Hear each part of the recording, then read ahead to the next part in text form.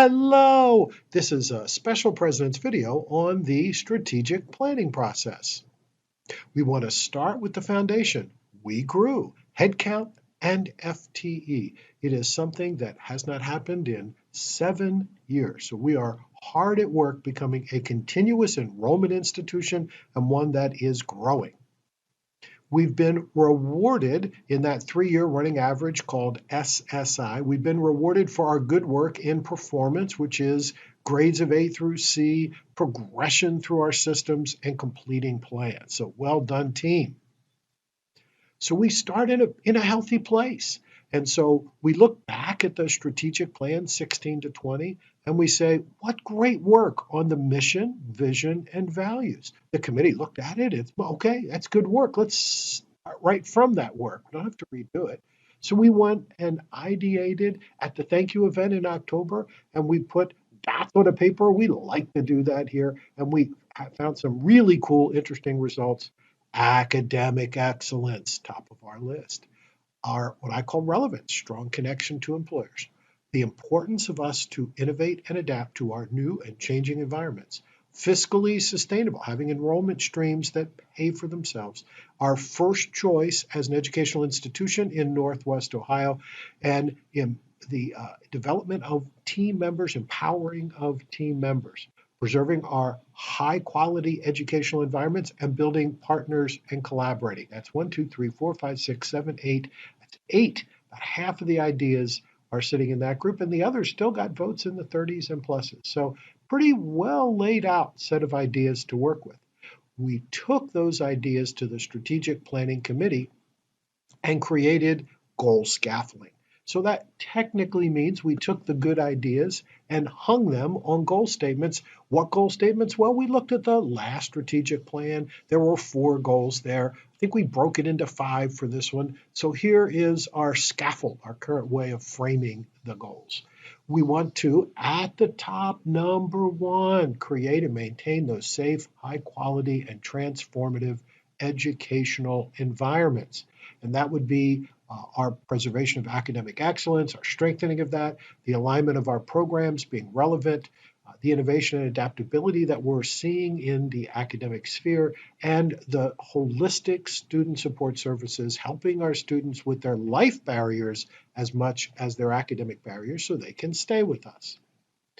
Goal number 2 is the multiple partnerships that we leverage for enrollment streams. So it's not just about enrollment or just about access, serving the entire area. It really is about building partnerships to help make it work. And again, innovation and adaptability, which themes throughout our plan. Team member flexibility is important here. Having an intentional, coordinated campaign, particularly fundraising for scholarships, and our best practices that we develop that we use to showcase and interest our students. Goal number 3 is about the positive team culture that we've been building, empowering our students to serve, empowering our team members to serve our students and our community. That employee development was one of the top group, employee engagement, and team member flexibility. Goal number 4 is our intentional high engagement community model.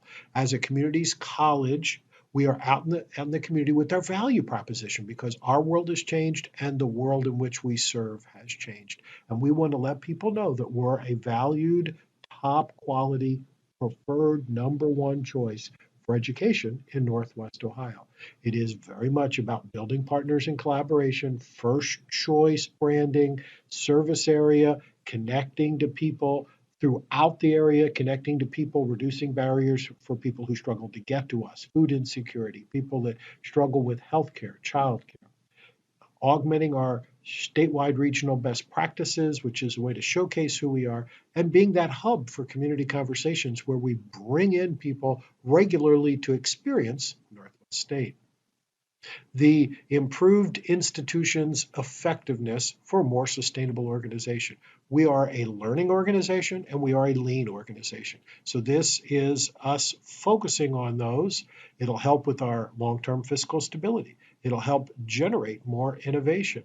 It will help preserve our high-quality educational environments and our physical plant. a coordinated campaign to raise money where needed, and of course, a well-executed tactical plan. Build a strategic plan, but then have a tactical plan that is able to be accomplished by the people that we have on hand.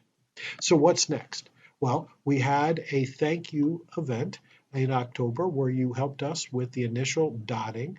We've seen some stakeholder input from various groups so far. We've built the scaffold of 5 potential goals for the next plan, and we're in the open comments period. So we are out soliciting comments. Our big group that we're going to go to would be the board meeting on December 13th, but we'll be out in other places as well.